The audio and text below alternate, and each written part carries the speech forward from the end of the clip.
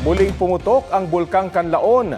Ayon sa PHIVOLCS, nagkaroon ng moderately explosive eruption ng bulkan pasado alas 7:30 ng umaga. Nagtagal yun ng 3 minuto. Lumikha ang pagsabog ng plume na may 2 hanggang 3 kilometrong taas. May dumosdos ding umanong uson o pyroclastic density currents sa southeastern slopes ng bulkan.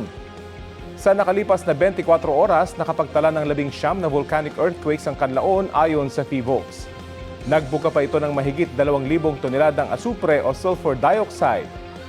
Nananatili sa alert level 2 ang bulkan, ibig sabihin, bawal pasukin ni numan ang itinakdang 4-kilometer radius permanent danger zone.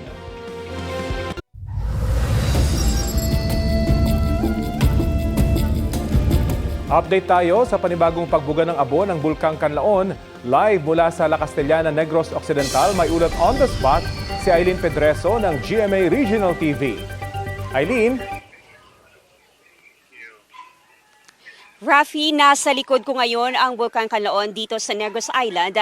Apektado ng ashfall ng bulkan kaninang umaga ang ilang lugar.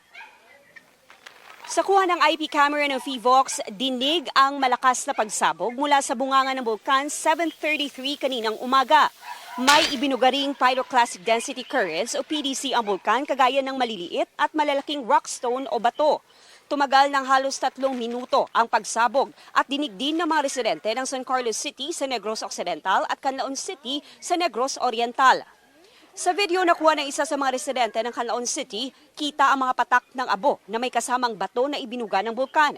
Sa mga larawan naman nakuha nito, makikita na nabalot ng abo pati na ang mga bahay. Abot rin sa sahig ang mga abong ibinuga ng bulkan. Pati mga sasakyan at mga halaman hindi rin nakaligtas sa abo. Ayon sa Negros Occidental PDRRMO, apektado ng ashfall ang ilang lugar sa San Carlos City. Patuloy naman na kinokolekta ng ahensya ang reports mula sa iba pang lugar sa probinsya na apektado ng pagputok ng bulkan. Sa ngayon, inaabisuhan ang mga residente na magsuot ng face mask sa oras na makalanghap ng amoy ng asupre.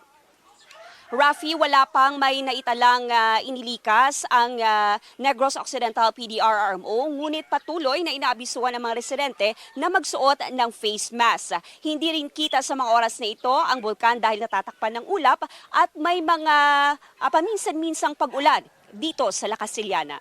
Yan muna ang latest mula dito. Balik sa inyo dyan, Rafi.